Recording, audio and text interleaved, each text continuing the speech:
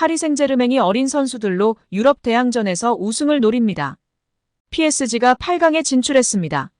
챔스 16강 2차전을 치러 레알 소시에다드에 2대1로 이겼습니다. 앞선 1차전에서 2대0으로 승리했기 때문에 합계 4대1로 여유롭게 8강행을 확정지었습니다.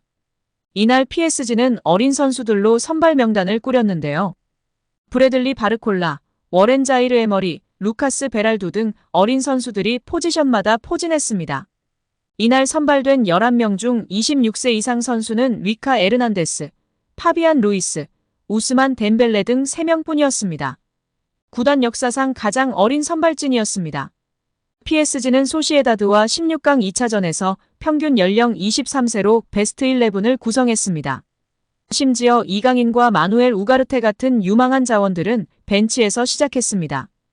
이번 경기가 스페인 원정으로 안심할 수 없는 일전이었음을 감안하면 PSG에 그만큼 유망한 자원들이 많다는 뜻으로 해석할 수 있습니다. PSG는 2010년대 카타르 자본의 힘으로 이름값 있는 선수들을 영입하던 기존 전략을 수정해 2020년대에는 유망한 자원을 수집하기 시작했습니다. 특히 이번 시즌을 앞두고 이강인, 우가르테, 바르콜라, 아르나우 테나스, 곤살로 하무스 등을 영입하며 현지 매체로부터 본격적인 새 시대를 열었다는 평가를 받기도 했습니다. 유스팀에서 자이르 에머리까지 월반하며 PSG가 장기적으로 유망한 자원들을 배출할 수 있는 물꼬도 텄습니다. 이번 경기는 PSG가 새 시대로 순항 중이라는 하나의 상징과 같습니다. 루이스 엘리케 감독은 경기 후 기자회견에서 우리에겐 야망이 있다. 조별리그에서도 PSG는 가장 강했다. 소시에다드와 어려운 경기를 펼쳤지만 우리는 증명해냈다고 자평했습니다. PSG는 이 기세를 이어가 사상 첫 비기어를 들어올리고자 하는데요. 최근 10년간 우승팀의 평균 연령을 놓고 보면 압도적으로 나이대가 낮습니다. 가장 고령이었던 2021년도 시즌 레알 마드리드 28세와는 거의 4살 차이고 가장 어렸던 2018년도 시즌 리버풀 26세와도 2살 가까이 격차가 있습니다. 역대 최연소 우승팀은 관련한 정확한 정보는 없으나 일반적으로 루이 파날 감독이 이끈 1994년도 시즌 아약스로 알려져 있습니다. 당시 선발진의 평균 연령은 24세가 되지 않아 PSG와 가장 비슷합니다. 프랑스 8강전에서 니스를 상대로 3대1 승리를 거둔 후 경기 후 인터뷰를 가졌습니다. 루이스 엘리케 감독은 나는 우리가 전반전에 첫 35분을 훌륭하게 잘했다고 생각한다. 우리는 리그에서 최고의 수비팀 중 하나를 상대로 매우 높은 수준으로 경기를 펼쳤다. 아주 잘 누르고 아주 적은 골을 허용하고 훌륭하게 방어하는 팀. 그리고 우리는 놀라운 35분을 뛰었다. 하지만 다소 이상한 순간에 우리는 목표를 인정했고 목표는 의심의 감정을 불러일으킨다. 다음에 무슨 일이 일어날까? 우리는 더 나아졌고 후반전에 다시 아주 잘 시작했고 게임을 지배했고 득점할 기회를 많이 만들었다. 나는 그것이 매우 완벽한 경기였다고 생각한다. 우리의 압박? 우리는 이미 상대의 절반을 눌러서 그런 식으로 많은 골을 넣었다. 우리는 높은 곳에서 방어하기 때문에 많은 위험을 감수하는 팀이다. 만약 그들이 결투에서 당신을 이긴다면 그것은 매우 위험하지만 우리가 우위를 점한다면 우리는 골을 넣는다.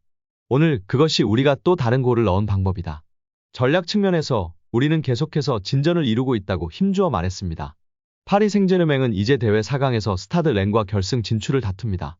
이강인 오른쪽 미드필더로 선발 출전해 풀타임을 뛰었지만 아쉽게 공격 포인트를 올리지는 못했습니다.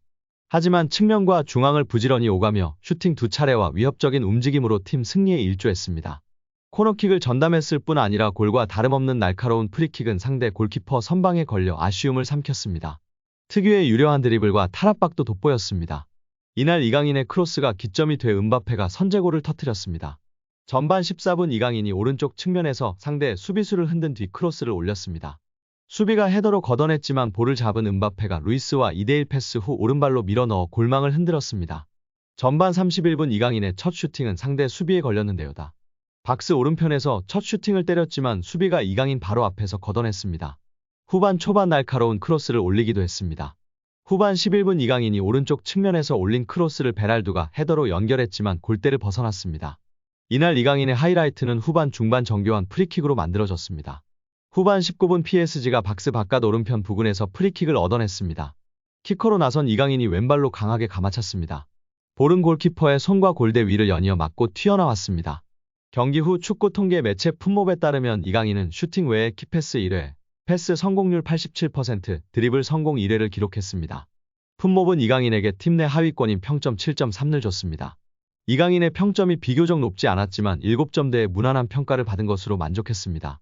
이강인보다 낮은 평점은 곤살로 하무스, 리카 에르난데스가 있었습니다. 여기에 축구 커뮤니티에서 화제가 되고 있는데요.